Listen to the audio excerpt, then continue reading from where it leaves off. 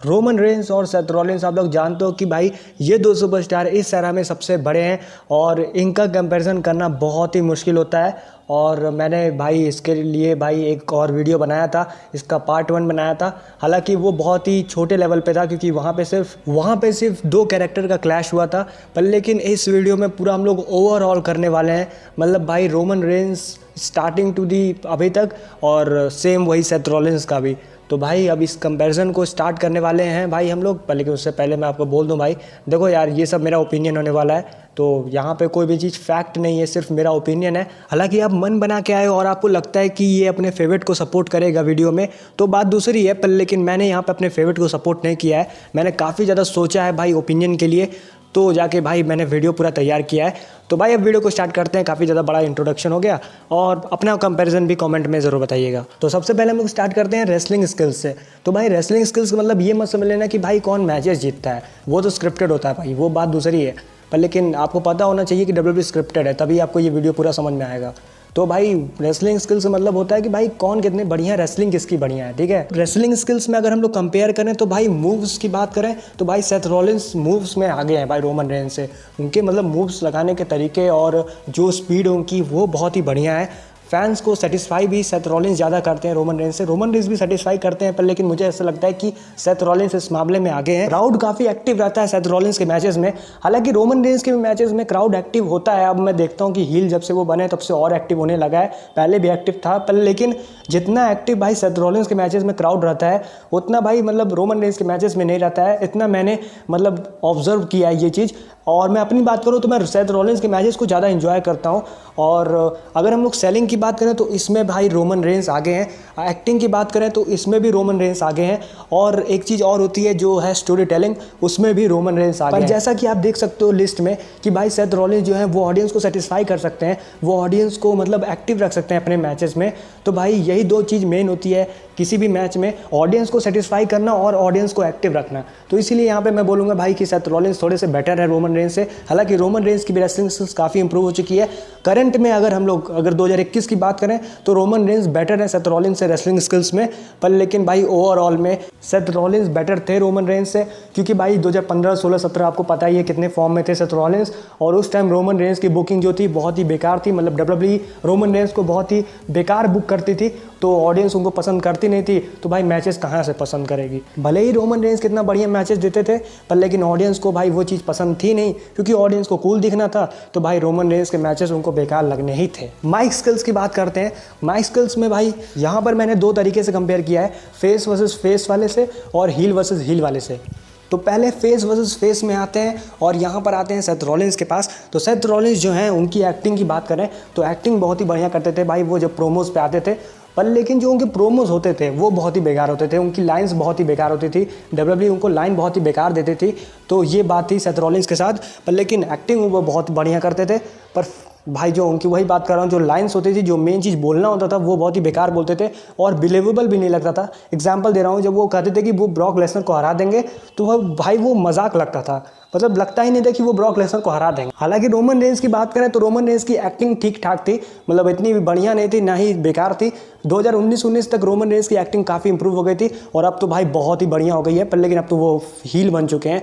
जब वो फेस थे तो 2019 तक उनकी एक्टिंग बहुत सही हो गई थी, पर लेकिन 2014, 15, 16 तक उनकी एक्टिंग मतलब उतनी बढ़िया नहीं थी। 17 तक, मतलब 17 में ऐसा लगा कि उन्होंने बहुत इंप्रूव कर लिया है।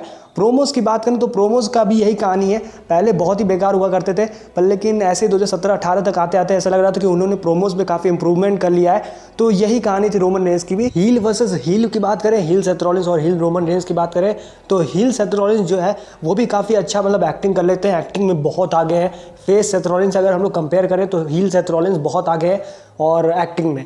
और प्रोमोज जो है वो भी बहुत ही बढ़िया बढ़िया प्रोमो कट करते हैं भाई सेथ रॉलिन्स। अभी जल्दी हमने देखा था एज के खिलाफ कितना बढ़िया उनका प्रोमो था, तो मतलब बहुत बढ़िया वो प्रोमो कट कर सकते हैं सेथ रॉलिन्स। उनके हाथ में ये है कि भाई अगर उनको माइक मिल जाए तो वो बहुत अच्छी स्टोरी लाइन निकाल सकते हैं। हालांकि एक्टिंग की बात करें रोमन रेंस की, तो रोमन रेंस की एक्टिंग बहुत सुपर है भाई, मतलब बहुत बढ़िया उन्होंने एक्टिंग कर लिया भाई, मतलब हील कैरेक्टर में।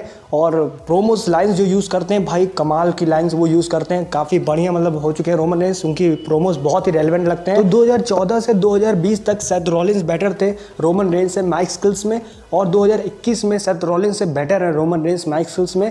तो अगर हम लोग अभी देखें तो भाई रोमन रेंस बेटर है, पर लेकिन सेथ रॉलिंस हमेशा बेटर थे भाई ओवरऑल में। कैरेक्टर पे आते हैं भाई, और यहाँ पे रोमन रेंस का जो कैरेक्टर्स हैं वो है भाई ट्राइबल चीफ का, दी गाय, और एक है द बिग डॉग, ये 3 कैरेक्टर हैं।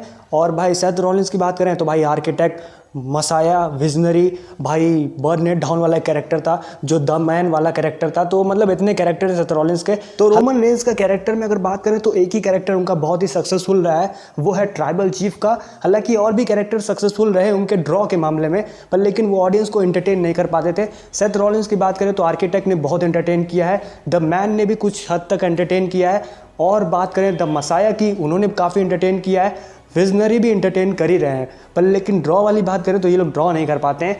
तो और स्टोरी प्रोग्रेशन की बात करें तो हर एक जो सेथ रॉलिंस का कैरेक्टर है वो स्टोरी प्रोग्रेस किया है। रोमन रेंस की बात करें तो स्टोरी प्रोग्रेस इन्होंने भी किया है, पर लेकिन भाई इनको हेट बहुत मिलती थी। हेट क्यों मिलती थी? क्योंकि इनको हमेशा पुश किया जाता था टॉप लेवल पे, और सेथ रॉलिंस को टॉप लेवल पे पुश नहीं किया गया, इसीलिए हेट नहीं मिलती थी। और जब सेथ रॉलिंस को टॉप लेवल पे पुश मिला तो भाई उनको भी हेट मिलने लगी। तो मतलब देखा जाए एंड में दोनों के फेस वाले कैरेक्टर्स फेल ही हो गए। पर लेकिन आर्किटेक्ट की बात करें, जिनको फैंस बहुत पसंद करते हैं और अब मिस करते हैं, और इधर अभी ट्राइबल चीफ चल ही रहे हैं, इनमें अगर कंपेयर करें तो ट्राइबल चीफ थोड़े से बेटर हैं, थोड़े नहीं बहुत बेटर हैं भाई आर्किटेक्ट से। भले ही आप बोल लो कि भाई उन्होंने 2015 में बहुत एंटरटेन किया है, फैंस को किया है, पर लेकिन भाई ट्राइबल चीफ अनदर लेवल पे हैं भाई। इनके मतलब टक्कर में मुझे नहीं लगता भाई अभी आर्किटेक्ट हैं या फिर और दूर दूर तक कोई है। अब ट्रिपल एच, अंडरटेकर को मत इस कंपैरिजन में घुसा देना, मैं इस जनरेशन की बात कर रहा हूँ। इस जनरेशन में भाई ट्राइबल चीफ के टक्कर का कोई नहीं है। ट्राइबल चीफ बेस्ट कैरेक्टर है, और भाई मानो या ना मानो मतलब ट्राइबल चीफ का लेवल बहुत आगे है, रेलिवेंट ट्राइबल चीफ बहुत ज़्यादा है आर्किटेक्ट से, या फिर मसाया से, या फिर विजनरी से। तो सेथ रॉलिंस जो है वो माइक स्किल्स, रेसलिंग स्किल्स में आगे हैं, और जो रोमन रेंस है उनका कैरेक्टर बहुत ही बढ़िया है। चौथा पॉइंट इसी से रिलेटेड है, वो है ड्रॉ का। भाई जो कैरेक्टर डब्ल्यूडब्ल्यूई बनाती है उससे कितना ड्रॉ हुआ, वो चीज़ डब्ल्यूडब्ल्यूई देखना चाहती है। कितना सुपरस्टार उससे रेटिंग्स ड्रॉ किया, कितना प्रॉफिट दिया डब्ल्यूडब्ल्यूई को, कितना भाई उसके पास स्टार पावर है, ये सब भाई इसमें हम लोग डिस्कस करेंगे। तो यहाँ पे मुझे नहीं लगता कि मुझे कुछ बताने की ज़रूरत है। रोमन रेंस भाई ड्रॉ किए हैं ज़्यादा अटेंशन सेथ रॉलिंस से। सेथ रॉलिंस भी मतलब थोड़ा मोड़ा ड्रॉ किए हैं, पर लेकिन रोमन रेंस थोड़ा सा ज़्यादा किए हैं, थोड़ा नहीं बहुत ज़्यादा किए हैं भाई, उस लेवल पे नहीं जितना जॉन सीना और ब्रॉक लेसनर ने किया है। पर लेकिन यस, रोमन रेंस भी ड्रॉ हैं, इनको आप ड्रॉ बोल सकते हो। आज की जनरेशन में रोमन रेंस सबसे ज़्यादा पॉपुलर है, आपको ये सब पता ही है, इसमें ज़्यादा टाइम पास करने की जरूरत भी नहीं है। नेक्स्ट पॉइंट पे आते हैं, और ये लास्ट पॉइंट है, और ये क्राउड रिएक्शन। और यहाँ पे मैं ये सब नहीं बोलने वाला कि भाई जो फेस सुपरस्टार उसको चीयर मिलना चाहिए, हील सुपरस्टार को बू मिलना चाहिए, और अगर उल्टा पुल्टा हुआ तो गलत हो गया, ये सब पे नहीं मैं डिस्कस करने वाला। यहाँ पे मैं बोलूँगा कि भाई क्राउड किससे ज़्यादा सेटिस्फाई रहा है, किससे बहुत ज़्यादा खुश रहा है। तो फेस वाले में अगर बात करें तो सेथ रॉलिंस से ज़्यादा ऑडियंस खुश रहा है, भले ही बू मिला है, पर लेकिन फैंस जो थे वहाँ पे, क्राउड जो था वो खुश रहता था सेथ रॉलिंस को देख के। हील में बात करें तो यहाँ पर रोमन रेंस से थोड़ा सा ज़्यादा खुश रहा है, पर लेकिन फिर भी अगर हम लोग ओवरऑल डिस्कस करें पूरा 2014 से 2021 तक, तो मुझे ऐसा लगता है कि क्राउड जो था वो सेथ रॉलिंस से ज़्यादा खुश रहा है। रोमन रेंस को मोस्ट ऑफ द टाइम भाई हेट बहुत मिली है क्राउड से। और अगर आपको विश्वास नहीं होता तो आप रॉ आफ्टर मैनिया 2017 वाला देख सकते हो, आपको पता चल जाएगा कितना ज़्यादा हिट मिला है रोमन रेंस को। और उसके रीज़न भाई और कुछ कोई नहीं, डब्ल्यूडब्ल्यूई का मैनेजमेंट है, उन्होंने रोमन रेंस को ऐसा बना ही दिया था जिसकी वजह से रोमन रेंस को हिट मिलती थी। तो यहाँ पर भाई इस वाले मतलब कंपैरिजन में, इस वाले पॉइंट में भी सेथ रॉलिंस आगे हैं। तो सेथ रॉलिंस यहाँ पे 3 पॉइंट पे है, रोमन रेंस 2 पॉइंट पे हैं। तो अब हम लोग आते हैं कंक्लूजन पे। तो जैसा कि आपने देखा भाई कि 3 पॉइंट सेथ रॉलिंस के हैं, 2 पॉइंट्स रोमन रेंस के हैं। लेकिन भाई इसका मतलब ये नहीं है कि भाई रोमन रेंस बेकार सुपरस्टार है। मैंने कुछ लोगों के कमेंट्स पढ़े थे, और वो आप लोग नहीं हो, आप लोग जो कमेंट करते रहते हो डेली, वो लोग नहीं हो, वो हमारे चैनल के है ही नहीं, वो मेरे चैनल पे कमेंट भी नहीं किए थे, वो किसी और के चैनल पे कमेंट किए थे, मैंने देखा था वहाँ पे। तो वहाँ से मुझे ऐसा लगा कि लोग ऐसा सोचते हैं कि ये बंदे, अगर जो बंदा है मान लो ये अगर कंपैरिजन में ज़्यादा पॉइंट्स ले आया तो इसका मतलब ये जीत गया। तो बात ये है एंड में कि भाई अगर रोमन रेंस और सेथ रॉलिंस की बात करें तो भाई दोनों इंपॉर्टेंट है, दोनों किसी भी कंपनी के लिए बहुत इंपॉर्टेंट है। अगर दोनों में से कोई एक चला जा रहा है तो बहुत बड़ा लॉस हो सकता है कंपनी को।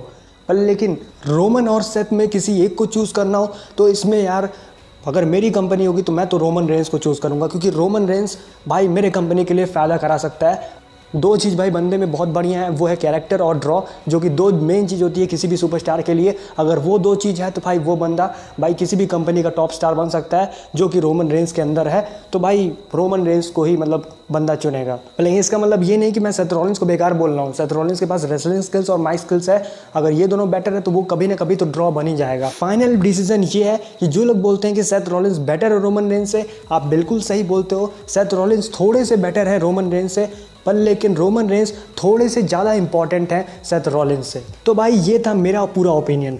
आपका क्या ओपिनियन होने वाला है? आप भी भाई कंपेयर करिए कमेंट में, रेसलिंग स्किल्स, माइक स्किल्स, भाई कैरेक्टर, ऑडियंस रिएक्शन और ड्रॉ, और 2-4 पॉइंट आप अपने से भी ऐड कर सकते हो। और फिर एंड में आप अपना भाई जो कंक्लूजन है आप वो भी जरूर दीजिएगा भाई कमेंट में। साथ साथ वीडियो को लाइक करिए, चैनल को सब्सक्राइब करिए, बगल में बेल जरूर प्रेस करिए, क्योंकि यहाँ पे भाई ऐसे ही कंपैरिजन वीडियोस और WWE से रिलेटेड वीडियोस आती रहती हैं। तो भाई वीडियो को लाइक करो, चैनल सब्सक्राइब करो, बगल में बेल जरूर प्रेस करिए। वीडियो देखने के लिए बहुत बहुत थैंक यू।